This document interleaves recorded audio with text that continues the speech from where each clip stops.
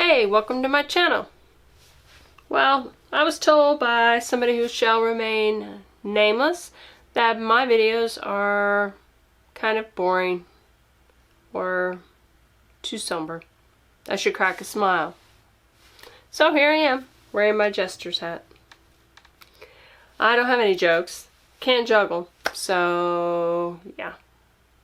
Today, I thought I would talk about writing. Obviously, because that's what this channel's about. Duh. I thought I would talk about the power of writing. Now, writing, I would say, well, Shakespeare said, is the pen is mightier than the sword, and he was right. One way is a pen can send people to war, so it kills more than just one person like you would with a sword. It kills many people. On the other hand, the pen can change the laws so that, for example, abortion is illegal. It's no longer legal. So it can save lives in that way. Many more lives than, well, not many more because we kill millions. You know. Anyway, with as the military kills many people, but the pen can save millions of people over time with one stroke. So I would say, yeah, he was right. The pen is mightier. Not just that, but it's also mightier because it can change people's ideas, thoughts, and how they see the world. And it can change just multiple generations. One generation thinks one thing, and that can follow on through. Now that can be for good, or that can be for wrong. And as I've grown older, I've learned that most everything I learned in school was, a half-truth or a flat-out lie. And it really gets you to thinking. Because once you found out you've been lied to through the education system, then you wonder what else you've been lied to about. And so you go digging. And me, well, yeah, if you don't already know or can't guess, I am easily distracted. I'm a squirrel. But I do love to research. I do love to learn new things. And so I will learn and learn and learn things that I can. I dig for the truth. So, in that regard, I would say that just like you have a sword that is used for destruction, well, I should say, not just like, swords are usually used for destruction or protection. But either way, it's either destruction of somebody or an enemy, or protection of your loved ones, still by destroying an enemy. However, the writing can be used either to destroy, or it can be used to heal, or to change things for the good. So it's pretty powerful stuff. So as a writer, that's one of the things that kind of sticks in the back of my mind when I'm writing. I try not to focus on it because I'm supposed to be entertaining people. I'm not changing the world with my fiction stories. But I'm hoping that I'm entertaining people anyway. I'm entertaining myself when I write. and I'll go back. I don't usually go back and read my stuff, just like it's difficult for me to edit these videos because, yeah, I bore myself. Hey, maybe I should put this back on. But I do enjoy, or I do envision the idea that I would like to use my writing to help others. So that's why I am exploring nonfiction. Right now, I've kind of got an idea that in the current state of things in this world, there's a lot of people that are disheartened and worried and stressed and everything. And if I can do something, or if I can write something that will help people with that, that's really what I want to do. Because that is something that I will, I hope anyway, to see an immediate benefit from, in terms of people telling me or sharing what I write with others, because I think it's really important to use writing for that purpose. So, and I was also thinking about how writers and writing can shape not only the world as a whole, in terms of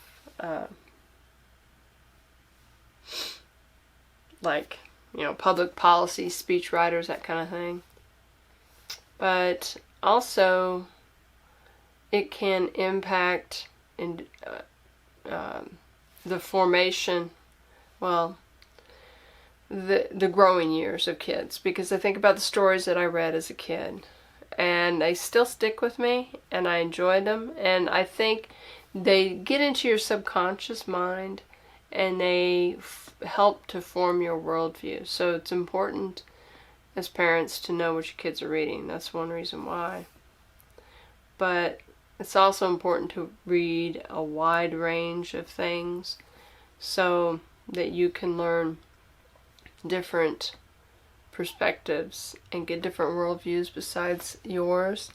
It will help to strengthen your current worldview, and it might make you shift your thinking in certain areas. It just depends on what it is you're talking about. But writing is powerful stuff, and we don't often think about it. We usually think about, well, just telling stories to pass the time, or, you know, making money from your fiction or your writing.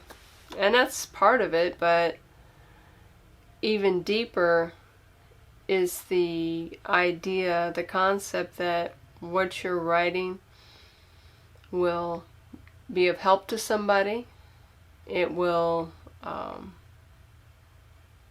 make them think, in addition to entertaining. Depends on what it is. So anyway, that was really what I was thinking about. And I was also thinking about, for example,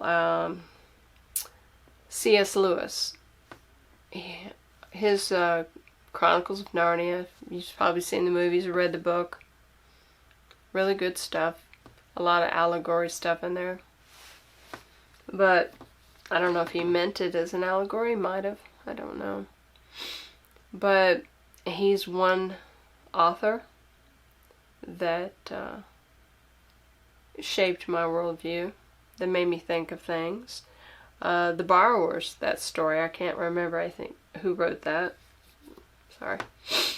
But I loved that story when I was a kid. Madeleine L'Engle, Wrinkle in Time. They made a movie. Wish I'd had that as a kid, but, you know, so be it. Hey. I still can go see it, right? Of course I can. If you've seen it, leave a message. Let me know what you thought of it. You know, they always say that the books are better. And it may be. But it's been so long since I read the book, and my memory's like, okay, I probably would enjoy it. I don't know. Anyway. Who else? Oh, Fahrenheit 451? Was that what it was? Did I get the numbers right? I'm really sucky at numbers. Ray Bradbury. George Orwell, 1984. There was a book, and let me know if you ever read it. And I don't remember who read it, but it was a story about a kid, and this just sticks in my head. He woke up one morning and he was a giant cockroach in bed, and it kind of went through how he felt and the changes, and it was just like gross, but I couldn't put the book down. I read it. I don't remember what happened, but he'd more metamorphosis so while he slept. It was really the weirdest book. Who Has My Cheese? I remember that book. It sticks in my mind. Watership Down. And I didn't know that was an allegory at the time. As a kid, I just read the story. I thought it was neat about rabbits. There's certain things that you read as a kid that you completely miss. Of course, the movies do that now anyway, but that's neither here nor there. What was another story? I was thinking of... What was I thinking of?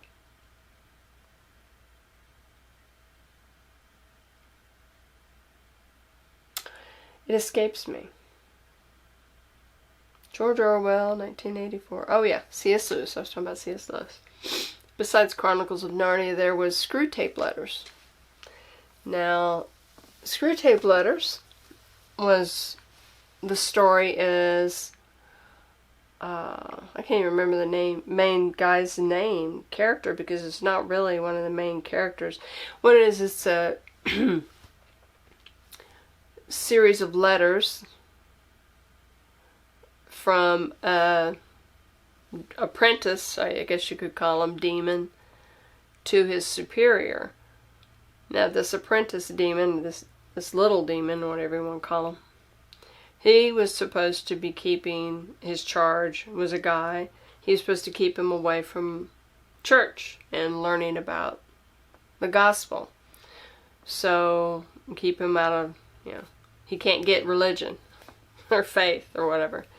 So, it's a story of what these letters between the junior demon and his superior about what he was doing to keep him distracted, to keep him from church and everything. So if you've not read it, well, if you have read it, you know what I'm talking about. But if you haven't read it, it's worth a look. It's a good story. It's kind of different. And what else? There's so many of them. I can't even remember. But I know a lot of them are in my subconscious. And that's kind of the way they get in there, and they help you, or they give you an idea of what the world's like. So, reading, or writing rather, is it's a noble thing to do. So if you want to write, because the world does need your story. You have a unique experience that you've lived your life. Only you can tell your story. And it doesn't have to be your story, so to speak, but what are the ideas that you've got in your mind? The world needs it, because especially now, because there's so much propaganda. So if you're thinking about writing screenplays, or you want to be in pictures or something like that, well, why not? Go for it. See if you can sell your script, because we need some good, unique, not cookie cutter stories. A lot of the stories that Hollywood's putting out now are very, well, besides the agenda that's in just about every one of them, they're cookie cutter script, you can say. It's, well, this guy's gonna do this, he's gonna do that. It's just like a pattern. And yeah, you should follow a pattern, especially when you're first starting writing. But sometimes it's good to break free. So until next time.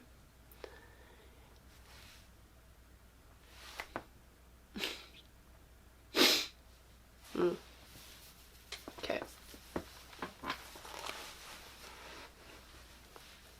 Okay, well, hold on now.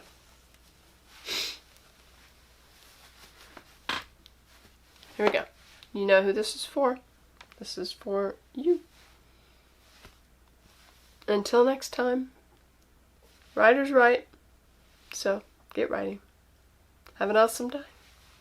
Bye.